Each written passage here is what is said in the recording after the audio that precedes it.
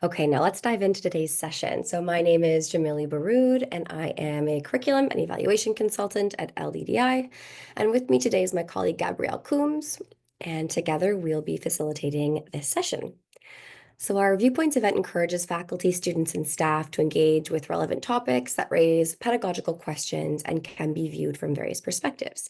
So we hope this time and space will provoke deeper thinking about how technology is reshaping the way we write, teach, and engage with creative content.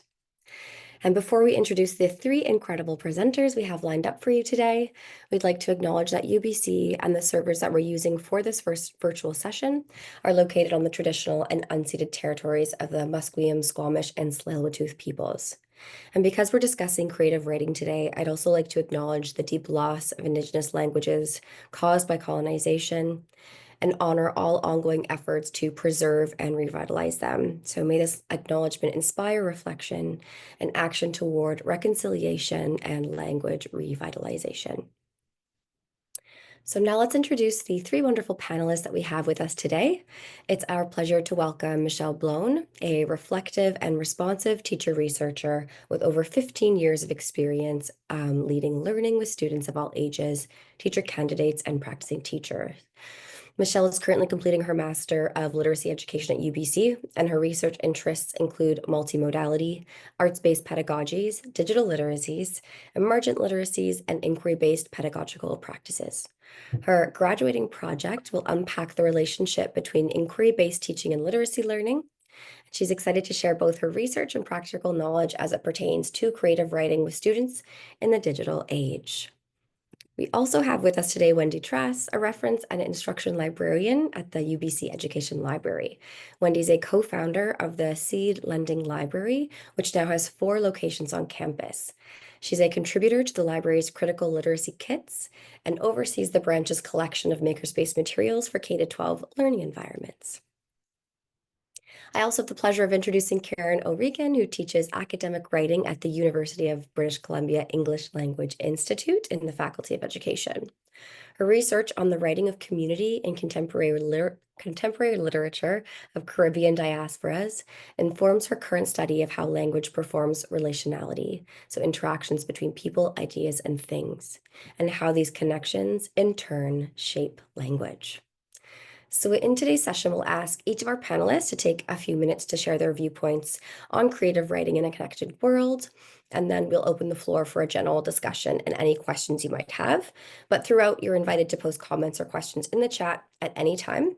So with that, I will pass it over to Michelle to share a bit more about her work and perspectives. So thank you, Michelle, and welcome. Thank you so much. I'm just going to make sure that I'm sharing my screen here and that you guys can see everything. Looks great. Am I looking good? Okay, great. So hello, thank you. I'm just gonna try to, there we go. Hello, thank you, Dr. Brood, for inviting me to participate in this panel, and to everyone who's in attendance today.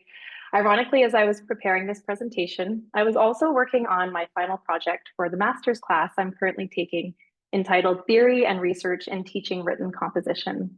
The project is a collection of creative writings, and we were allowed and even encouraged to write with ChatGPT, which I will speak about later in this presentation. So recently I've been thinking a lot about what it means to write and teach writing in an era of digital tools and spaces. I'd like to start by introducing myself. My name is Michelle Blown. I'm really embracing the term teacher researcher, as my work in the MEd program at UBC has empowered me to engage deeply with current and seminal research to support my pedagogical choices and view my own practice as a research site. I have over 15 years of classroom and specialist experience teaching in the West Vancouver School District, and I also love leading learning with seasoned educators, new teachers, and teacher candidates.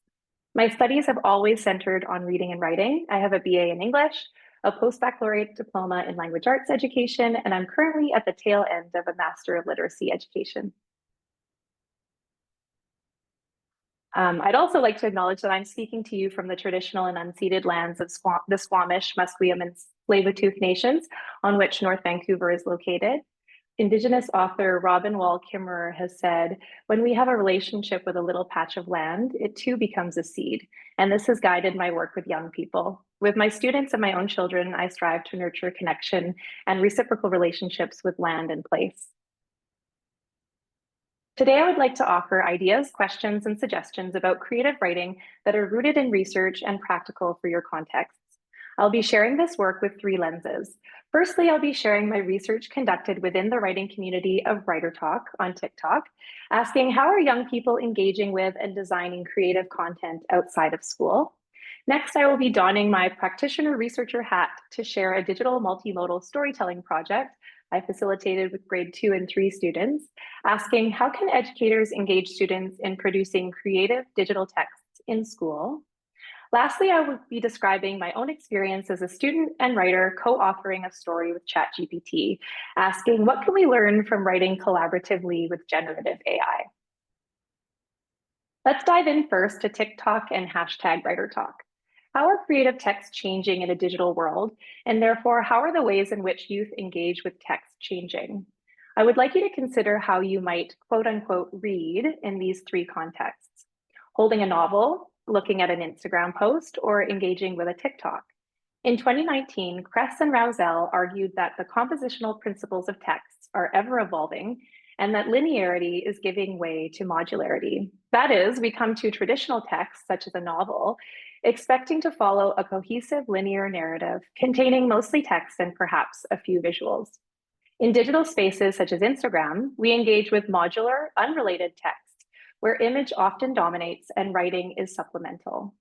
In my research on young people using TikTok, I noticed that this platform pushes beyond modularity and is instead made up of complex, layered, multimodal texts. TikToks include a plethora of modes and functionalities, such as images, videos, original and sampled music, original and sampled voiceovers, stationary and moving text, filters and video effects, hashtags, comments, tags, emojis, and profile photos, just to name a few. Why does this matter? Because this kind of layered text demands more agile literacy practices from the reader/viewer. Engaging with a TikTok video involves a peeling back of layers and a mobilization of diverse literacies.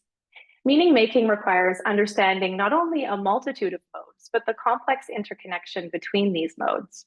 Creators can reveal meaning, for example, providing recommended videos in the search bar to provide further context, or obscure meaning by sampling imagery and audio from popular culture of which the viewer may or may not be familiar. As you can see here, where meaning is added only if viewers understand that the audio is sampled from Harry Potter. In the space of hashtag Writer Talk, a subculture where writers congregate to discuss their craft, young authors are not only consumers, but also producers of layered multimodal content. I borrowed this term layering literacies from digital literacy scholar Sandra Abrams to acknowledge, as she says, the multimodal literacies, experiences, values, and coinciding abilities that are inherent aspects of multimodal meaning making and recreation within, across, and beyond online and offline spaces. When designing creative content online, young people must layer multiple literacies. For example, platform literacies, search engine literacies, musical literacies, video composition literacies, emoji literacies, hashtagging literacies, and others. Hashtag Writer Talk also offers collaborative communities of practice for tweens and teens. Youth engage in, to use Lang's words, multi-directional chains of learning, with creators offering direct instruction to their audience and providing opportunities for feedback. In these examples, you can see TikTokers responding to followers' requests for synonyms and storyline ideas. As well, one creator opened up her comment section for young writers to search for beta readers for their novels. Additionally, an individual in Writer Talk created a Google Classroom for young authors to complete writing challenges, stay on track with their writing goals, and give and receive constructive criticism in real time. As I close my explanation of this research site, I'd like you to consider, what can we learn from the ways in which young writers are consuming, producing, and collaborating on hashtag Writer Talk? And how can we bring this type of creating and sharing into our classrooms? From studying tweens and teens, I will now discuss a research site within a grade 2-3 classroom. Here I was curious about the affordances of a multimodal storytelling app called Book Creator and how primary students would take up digital multimodal storytelling. Here's a brief overview of the project. First, we analyze story structure and elements in fairy tales and fractured fairy tales, or modern twists on traditional tales using books and videos. Next, inspired by Susan Harris McKay's story workshop, students experimented with loose parts to build and tell their own tales. The students then created storyboards to plan out each scene of their fractured fairy tale and the multimodal elements that they wanted to include. We used paper storyboards, but free digital storyboards are also available, for example, on the website storyboardthat.com. Next, students worked in pairs on an iPad to design their compositions. And finally, students presented their creations to an audience of their peers. As we saw with the young writers on TikTok, digital platforms such as Book Creator allow students to use modem functionalities such as clip art, photos, drawings, text shapes, backgrounds, embedded links, and speech bubbles to tell stories that were more complex and layered than traditional written text. One team of writers embedded a hyperlink to the original version of Goldilocks and the Three Bears to offer readers a chance to compare the similarities and differences with their fractured fairy tale. Another pair subverted the genre of fairy tale by including hidden emojis within all of their illustrations. The use of layered multimodal elements allowed for students to design a sensorial experience for their audiences. Listen to the following two examples where the writers insert the narrator's voice, the character's voice, and sound effects to add more dimension to their story. Once upon a time, there lived three bears in a cottage at the middle of the forest. They hunt animals for meat and farm for vegetables. Also, they swim in ponds to catch fishes. I can't wait to go to my mom's house.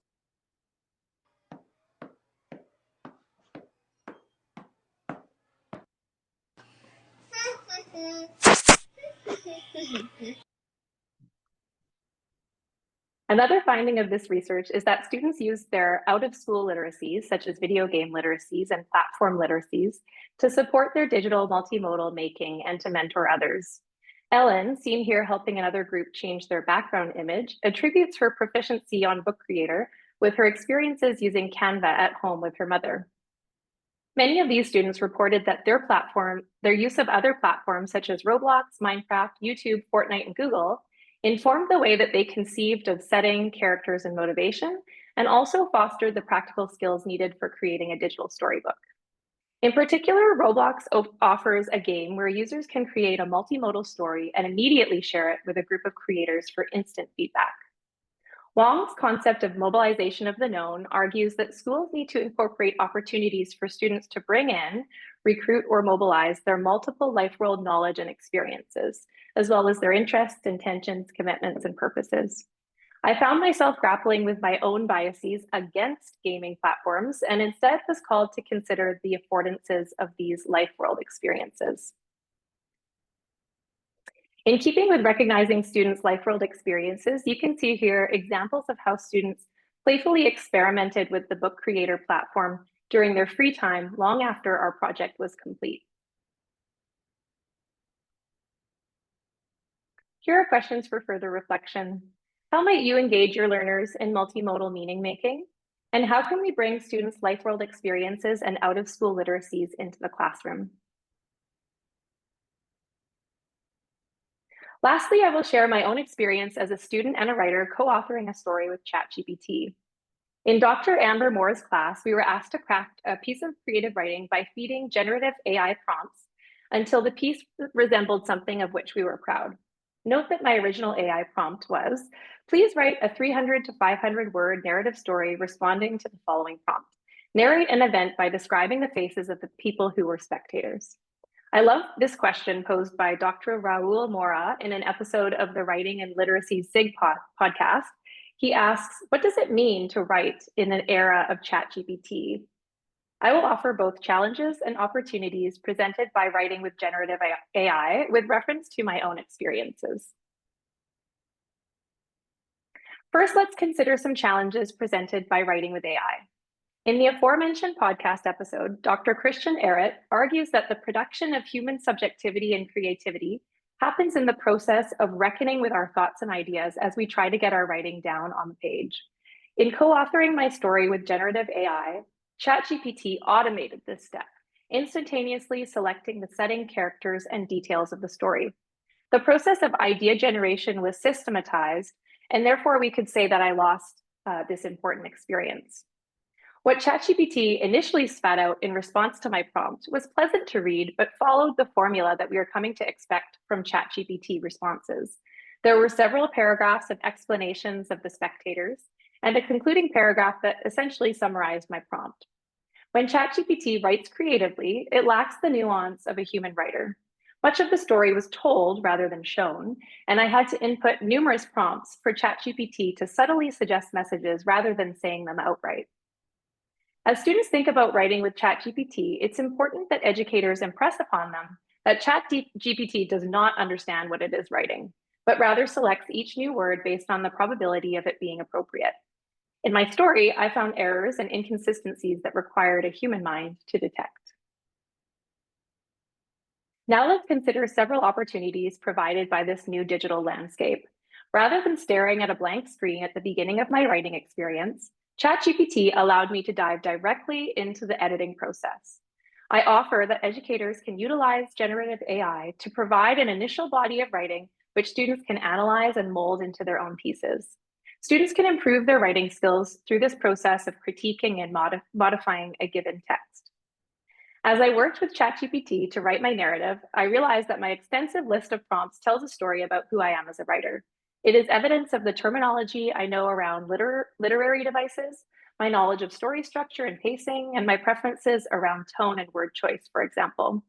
I suggest that educators could learn from the prompts that students use or fail to use, and that we can better understand our student writers by how they train AI. The advent of generative AI also provides us with an opportunity to rethink formulaic writing structures we teach to young writers. If ChatGPT can construct bland and simple 5-paragraph essays, for example, I offer that we might introduce our students to other structures and encourage creativity and individuality that cannot be replicated by AI. A final question for reflection. How might you use generative AI as a teaching tool in a writing classroom? Here are the scholars I have been thinking with, and I'm happy to share this with anybody who's interested. And thank you so much for the opportunity to share my thinking and experiences with you. Please reach out to me if your curiosities extend beyond today's conversation. Thank you so much, Michelle. You've given us all so much to think about. I have plenty of questions for you. I'm going to have to hold on to them for the next one, but I really appreciate that threading through of kind of integrating like the literacies in the wild in the classroom and really the benefits of doing so. So thank you so much for shining light on that aspect. Okay, so at this point, I'd like to invite Wendy to share your presentation. If you're ready to go, then I invite you to take it away. Thank you so much. And thank you for having me. It's a real treat to be here, and it's a real treat to see some friendly and new faces out there. So I'm an education librarian. A lot of my role has to do with teaching and information literacy, but I also do a lot of collecting for the library. So for now, for example, we're at the end of our kind of wrapping up our fiscal year, and so I'm furiously ordering picture books, all kinds of other things. I just ordered some merge cubes for the collection. It's a lot of fun. So, but I should say, we don't purchase, I mean, we subscribe to things like databases and ebooks and things like that. But I have to admit that I have a preference for the physical, for the physical stuff that we collect. And so today I'm going to talk to you a little bit about one of our resources that we have available for loan, how we've had it in use in library workshops, and how it, I think, sparks a lot of creativity and a different angle on the creative writing process. I have to admit, I didn't think there was going to be a lot of overlap with the other speakers because I'm not really taking a digital perspective here on digital technology. But already I can see that I can see Michelle's presentation included images of loose parts. And that's very much what I'm going to talk about today with our story workshop kit. So thank you for that, Michelle. It was really interesting to see how you included that in a wider kind of unit lesson plan around creative writing. So we have a variety of resources, kits, games, all support that can support creative writing in classrooms, and many of them are unplugged, and there's a lot of good reason for that.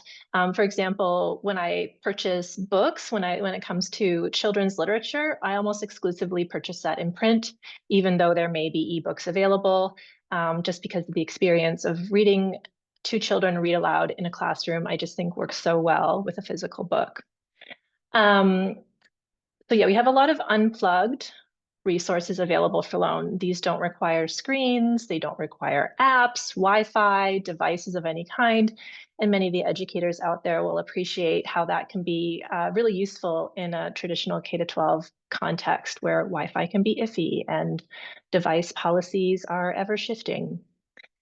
So some of the resources that we have available specifically to support creative writing activities are things like metaphor dice. So these are a series of dice that have different words on them, and you can roll 3 die, and it will basically auto-generate a metaphor for you, kind of ad lib style. It's pretty fun.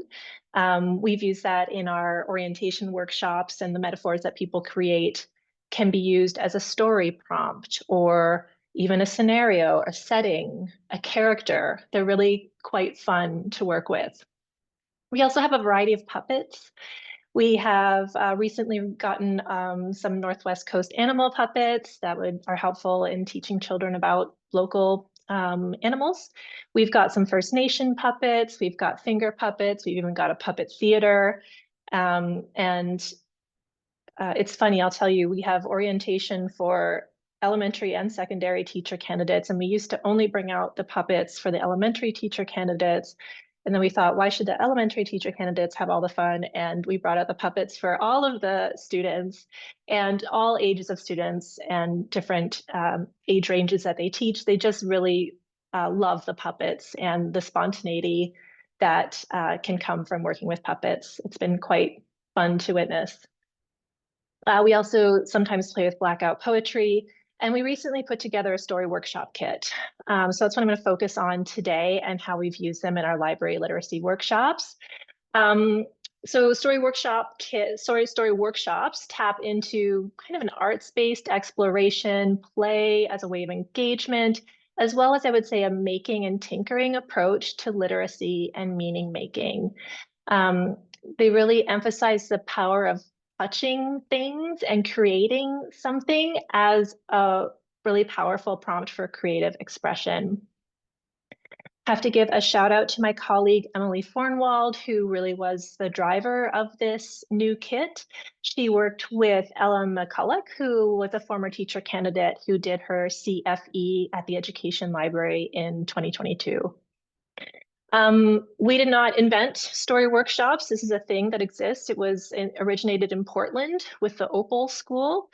And I'm just going to put in the link here, if I can, a link to a book that has more information about a story workshop for you, so you can look at that.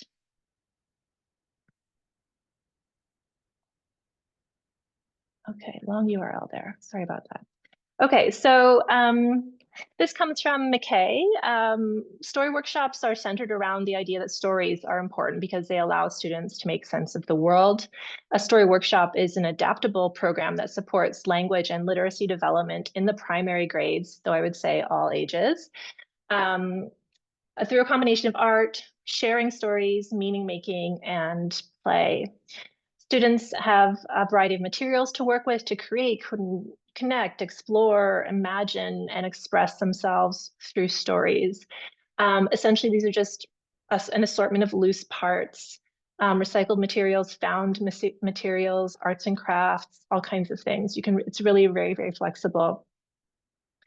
So the process is essentially that students spend the bulk of their time creating a visual representation, creating a story, a visual story out of these small parts.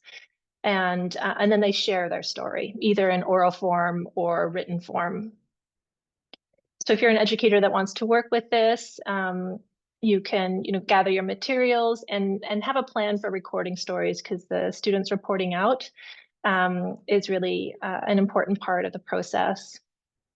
You can start with a provocation. So that can be maybe a read aloud, a book you're reading aloud. Perhaps it's a discussion you're having, a picture, anything, really could be anything that you get started with.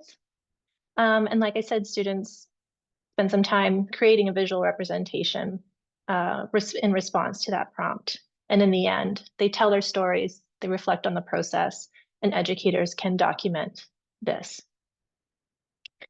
There are probably infinite amounts of curricular connections that you can make. Outdoor education, for example, you could create a story workshop on the go by doing a walk and gathering things from outside. You can make connections to math by creating visual patterns, incorporating numbers into stories. Science would be a very rich place to bring this literacy activity into your classroom. You can talk about visual life cycles, or stories about an animal, stories about a seed. Social studies, asking questions about what stories can you tell about your community, about your family, or about yourself. So like I said, we've used this in our orientation workshops. Every year we have the good fortune to meet with most of the incoming teacher candidates through their LLED 350 class. And we have a longstanding workshop called Unlock Library Literacy, which works as an orientation session to the space and the resources and the collections of the education library. But it's really focused on literacy resources. And so we have a variety of stations set up. And in the past couple of years since creating the story workshop kit, we've incorporated that as part of our Making Stories station. The Making Stories station features some of our other unplugged literacy activities and resources, such as the metaphor dice and the puppets. And we recently rolled out the story workshop as well. And the prompt that we use in these orientations are: create a story of how you see yourself as an educator. Students can work together either individually or in the small groups that they're touring the library through. And I have to admit, I have quite an emotional response to a lot of their stories. Like, they're really quite powerful. I find that creating these visual stories in this open-ended way really encourages students to think so expansively, often very metaphorically. It's quite deep, it's quite inspiring. Students create stories that reflect entire worldviews and philosophies. It's amazing. As I mentioned earlier, I believe this is useful across grades, not just as some pre-literate or emerging literate activity. I have seen, for example, students speaking of creating inclusive learning environments and what that means to them. What do they consider elements to inclusive learning environments? What does it mean to be a connected and compassionate educator? I've also seen tech ed students build literal structures out of loose parts and connect it to balance and strength as educators. It's really quite inspiring, totally flexible, and just quite amazing to see how people are working with it. I'll put a link in the chat to where you can actually see the record in the library, so you can check it out. And I wanted to share also, sorry, 1 second here. I neglected to give a little inventory of what we have in our collection. But yeah, our kit has artificial flowers, artificial leaves, buttons, beads, clothespins, corks, dice, feathers, felts. The felt paper works as a bit of the felt works as a bit of a canvas. We've got googly eyes, we've got glass pebbles, we've got pipe cleaners, we have everything. It's a lot of fun, and I encourage you to come check it out. Thank you so much. Thank you, Wendy. It's always just a joy to pick your brain and to hear about the fascinating things happening in the library. But I really love that you've brought kind of a balanced perspective to our conversation today as well. I love the unplugged approach, and I really love this emphasis on the power of play. So thank you so much. And now I'd like to invite Karen to share your presentation. This will be the last presentation from the three. So welcome, Karen. Yes, thank you so much for inviting me, and thank you, Wendy and Michelle. It's amazing what's out there, and we have our heads down, noses to the grindstone with our students, and they're bringing all this technology in, and it's great to know that the library and other teachers are making use of this technology, because it seems that it's so easy to fall back on what's been done for the last few decades, or many decades, I should say. All right, so I teach academic reading, writing at the English Language Institute on campus. These students are taking this course because they are starting at UBC in January as undergrads, and they need to brush up on their English language schools. And if they pass this course, then they can enter UBC. So this is like conditional admission. They pass this course, they get a certificate, they can enter their programs. So they're high stakes. There's high stakes here for them.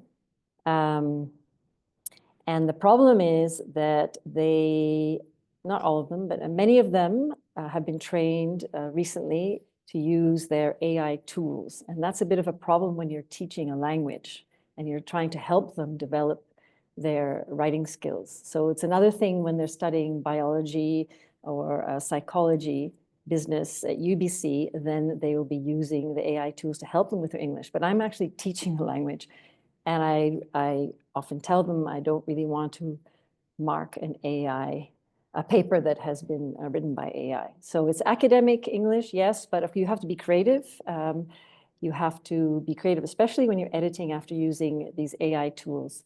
So I'm going to look at some concerns that have been mentioned already. I'll just elaborate a little, some benefits, many benefits, and then some examples of what we're doing in class. So I'm not looking at big writing, big tracts of writing here, just a few examples. So problems. We have students that are from different cultures where they are trained to learn from their teachers from previous texts. So copying is part of the culture. That's how you learn, you copy. And of course, this is a problem at UBC where it may be considered plagiarism. So we have to educate or teach them about this idea of academic integrity. And they learn here so that they don't run into problems at UBC. So there are many cultures. Sometimes I have 10, 11, 12 different people from different nations in the class. So the problem here, besides plagiarism, I'm not so interested in that because they can learn how to avoid that. It's the loss of voice, the loss of authenticity, ownership. And later when they're students and they're trying to publish an article, they have to be aware that what they put out there can be used elsewhere. So maybe think first before you put your article into ChatGPT to help you correct it. So we don't want to lose research. Although now we're thinking more about the commons and how the idea of authorship is, passé, right? This idea of property, it's not quite there yet, but there are a lot of articles about that. And we know about hallucination and bias. And hallucination you see with the citation. So my students are citing, they say, oh, I've got the citation, and the author in the article, there's no author with that article. It's been invented. There's a distancing from their own writing. They say, this doesn't sound like me. It doesn't sound like me. So then what can you do to make sure you preserve that voice? And finally, the ends. This is high stakes, as I said, this course, and courses at UBC. So the ends are prioritized over the processes, right? The thought process and skills development. So these are the problems. So, and we want them to use AI tools as you would use a friend or a mentor to help you write the text. rather than to depend on the tool too much.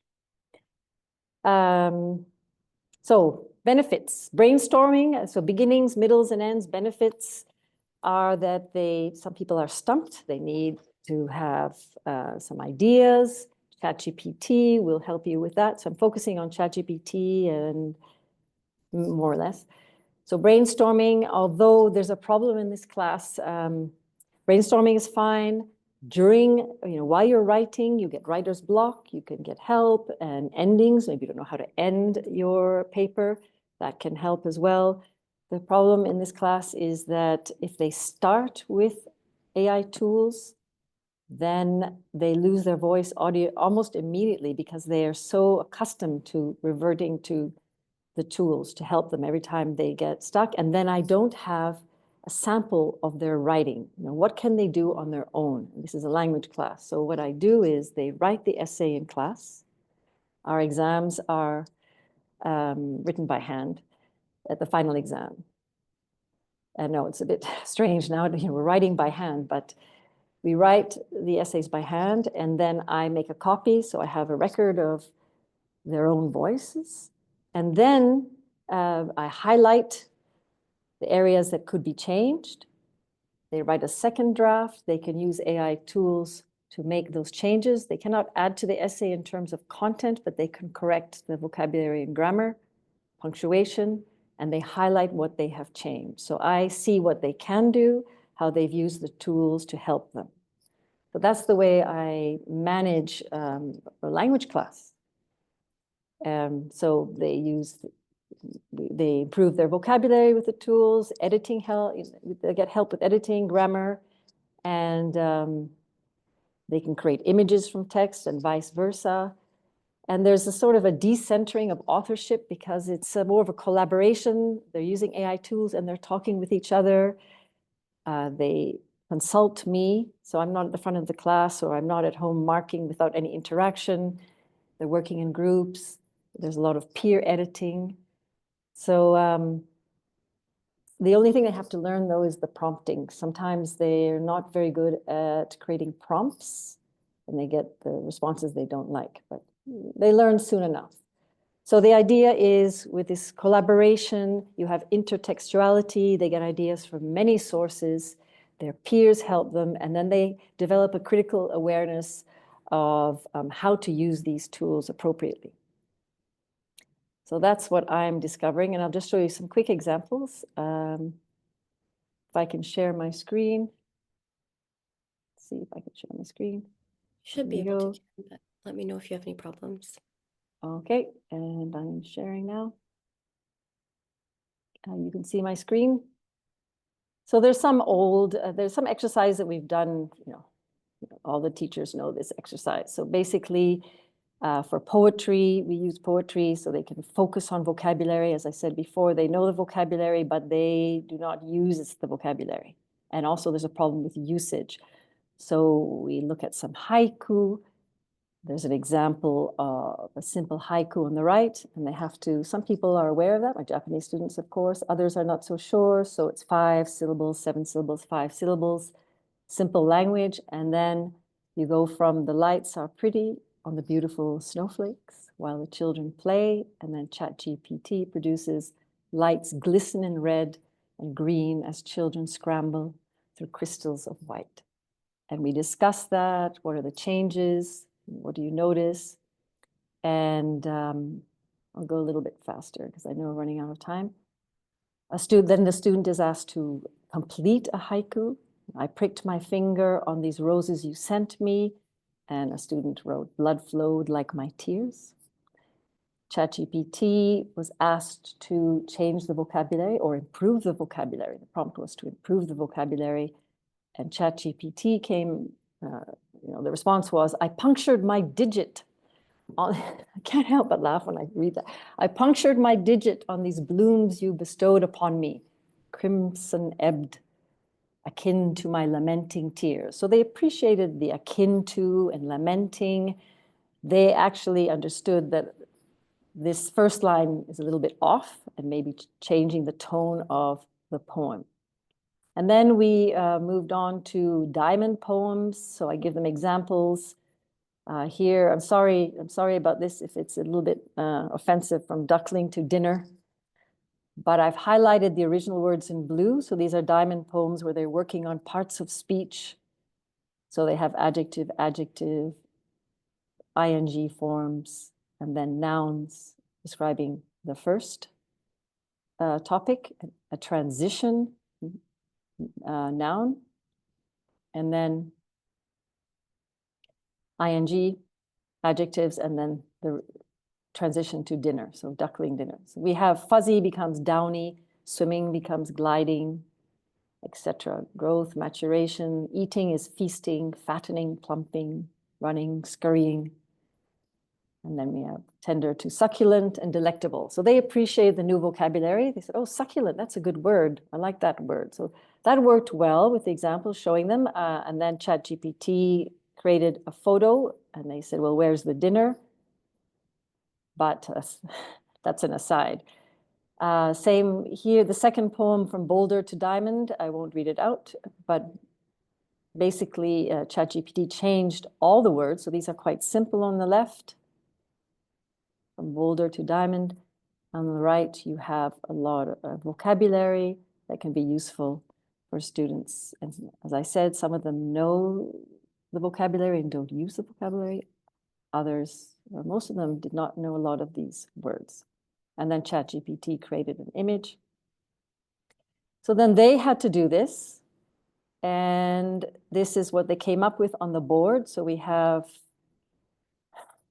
hopefully I'm not offending anybody, from party to hangover. They were joking around. These are students who, well, actually it's a great class. There's lots of energy in this class, but they work very hard. So I'm just highlighting what words they did not like. So they appreciated, so this is the original, this is ChatGPT. They appreciated the words on the left, but ChatGPT changed nausea to regurgitation and injury to trauma. And they didn't know the word regurgitation. They looked it up and they said, well, that's not the same thing as nausea. That's after the nausea. And injury is not the same as trauma. So they didn't like that. Other words they appreciated. And here, someone was writing about relationships, quite simple language on the left. So they know the words toxic and devastating. A lot of them did. But when they're writing, they don't think to use these words. So depressing and harmful, though, these words become toxic and devastating, and they felt those words were too strong. They didn't like that change at all. So they have to tinker, I like that word, to tinker with the language and the tool.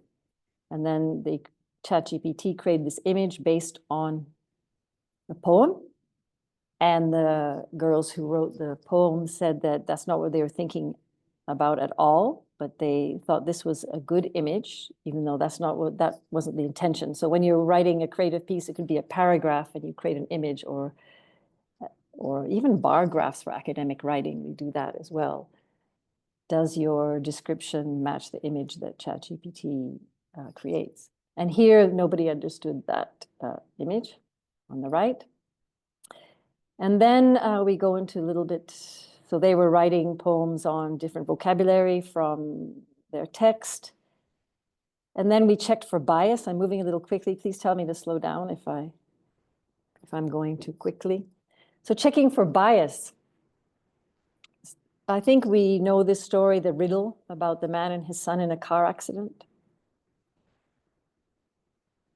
Maybe not. So a man and his son are in a car accident. The man does not survive. The son is rushed to a hospital for emergency surgery. However, on seeing the boy, the surgeon says, I can't operate on this boy. He is my son. And immediately everyone thinks that the surgeon is male. And ChatGPT also was prompted to create an image based on this riddle. And they did it several times, and it didn't come up with a female surgeon. So there's bias in the responses.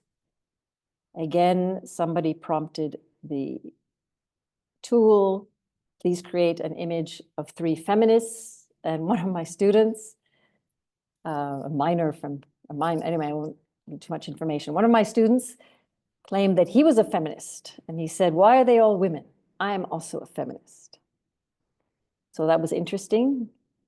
So I'm trying to help them to understand that they are going to need to sift through what the responses are producing. They cannot submit texts, essays, without spending a lot of time editing.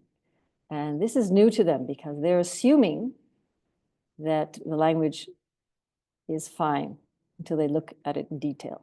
And then we look at summary writing.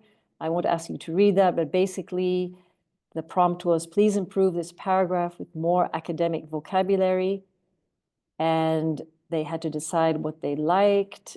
And you don't have to read this now, but basically they didn't like the word rudimentary because it implies basic. They thought widely popular was too much. It was popular. They liked the reciprocal relationship extensively. Institutions instead of institutes, they like that. They thought it's not about an example. There are 2 articles we had to look at. We don't need the for instance, so that was good. This vocabulary they appreciated. But they thought this last line, audiences often share and discuss. They said, if you're sharing, you're discussing. If you're discussing, you're sharing. And there's some debate over that. The point is, it is your voice. You decide if you want to use share, discuss, or you're happy with this. A lot of them thought it was redundant. Interpretations and emotional responses, the same thing. Maybe just response, maybe emotional, maybe interpretation includes that. So you have to think carefully about what you're putting into your text. And then errors in grammar. So when you want to activate your language, you remove the verbs to be, to have, to do. So we did an exercise with that, and this is an excerpt. This last line was prompted to remove has and been. So over time, the development of cinema has paralleled and been shaped by societal changes, resulting in a dynamic interplay of values. Note the prompt says, please maintain correct grammar. And this is what the response was. Over time, the development of cinema paralleled and shaped by societal changes, resulting in. So I have to tell them that it's not 100%. You have to edit your work. It's hard enough editing when you are fluent in a language, but when you're fluent and you have AI, they don't realize that there's quite a bit of extra work involved. So we need to use AI appropriately, judiciously, preserving our voices. And then then other things that I do, for example, they're given an article and 2 summaries are created by AI. 1 summary is created by myself or another student from previous years, and they have to decide which summary. So there's an article, for example, this is about this long, and they have to decide A, B, or C, which summary is appropriate for this article. And they look at main ideas, and they decided that initially they couldn't tell the difference. They thought the longer text was the better text, and you had to have examples. And they didn't understand that we do not include examples in summaries. So B and C had too many examples. A was the best summary. So there are many different activities we do with AI tools because they're so dependent on the tools, and they're brilliant students. I have brilliant students. They are incredibly bright in every aspect. I mean, as far as I know, but in terms of their fields of study, but they do rely on the technology for language, which is fine, but my job is to help them or work with them and help them develop their language skills. So I am not against using AI except as an initial stage because I need to see what they can write. I think I'll stop sharing now. That's about it. Thank you. Thank you so much, Karen. I love the emphasis on, voice, authenticity, and agency, but I can also see how this would like this process of kind of editing and critiquing and analyzing would potentially boost students' confidence as writers as well. So that was really powerful. So thank you all to our three wonderful panelists, amazing, unique perspectives and approaches. I'm gonna open up the floor to everyone here for questions and comments. It looks like we have about 10 minutes to dive into them. Feel free to just use your mic or use the chat if you prefer.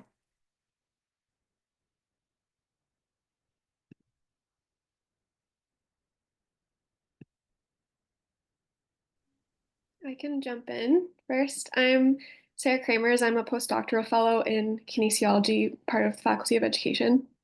And my research is grounded in digital and creative methods in qualitative research. And so I work with women coaches and I help them create digital stories to share their experiences of being a woman in coaching. And so for Wendy, your examples of like open storying and how if you use like one prompt with students, how that might create these like very complex and layered stories really caught my attention. And maybe a question, maybe a comment of just the examples that were given, maybe by both Michelle and Wendy, were for younger students.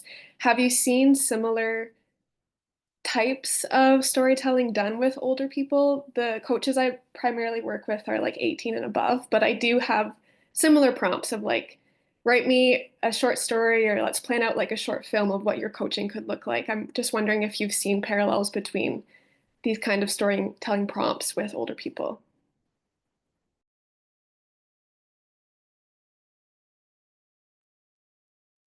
Yeah, so when we use them in the library, we're working with teacher education students. So these are adult learners, probably very similar to your coaches, and we found it quite evocative with them.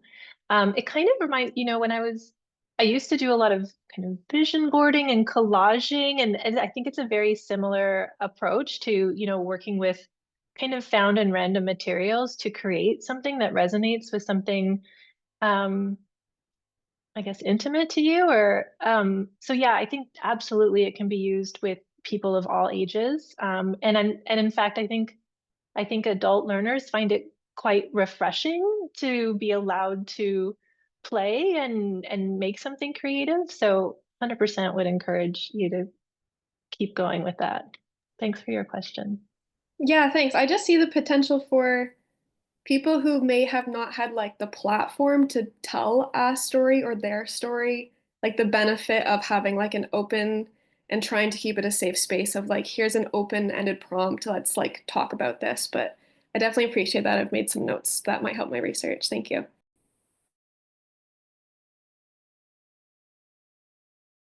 May I interrupt?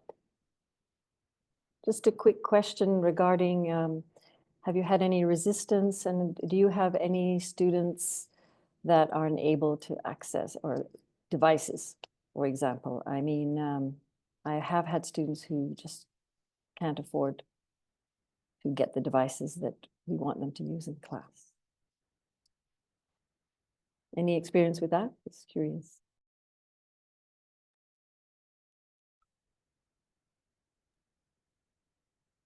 Or any resistance to using, maybe from the parents? Any questions about technology or any resistance? Are you asking that to someone specifically or just open to the group, Karen? Open to the group, yes, open to the group.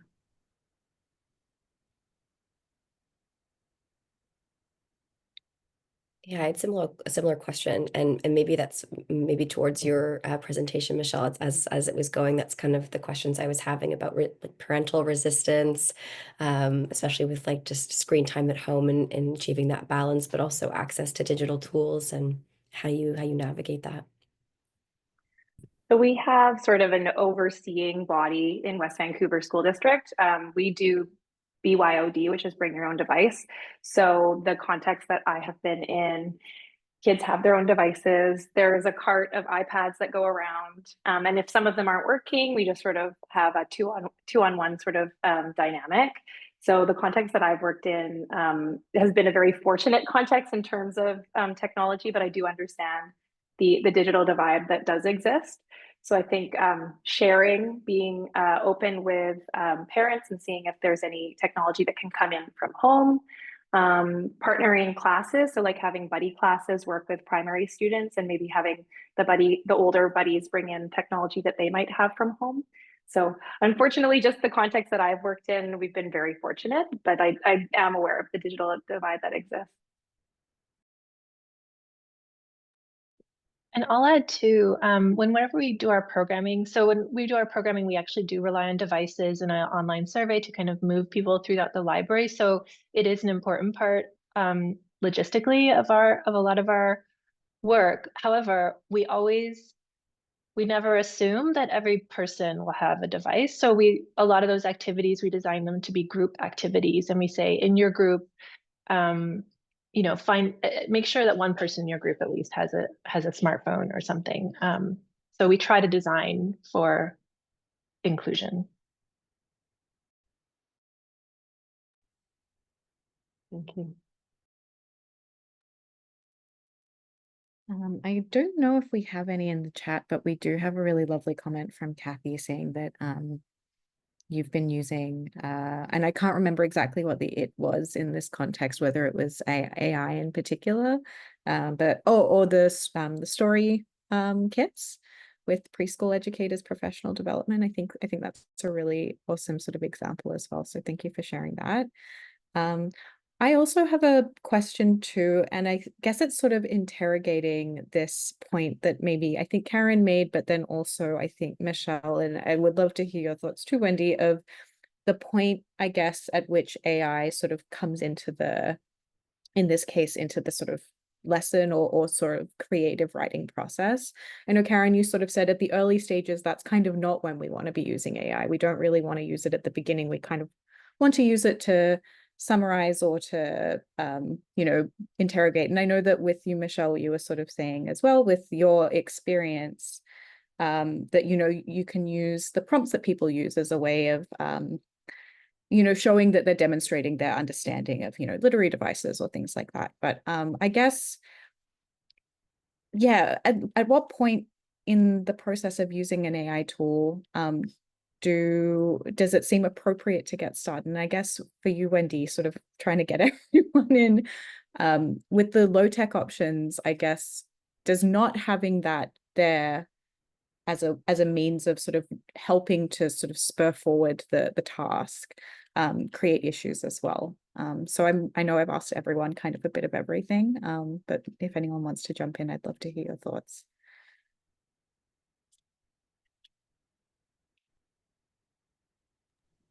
Well, I'll just say briefly that they have to start with pen and paper in my class. They have to start that way because it's too easy to cross the line between the tool as an assistant and the tool as creator. Also, the tool, as Michelle has said, the tool can get into habitus, right? So what you're expecting from a certain culture and producing certain terms, and last but not least, which is everybody's.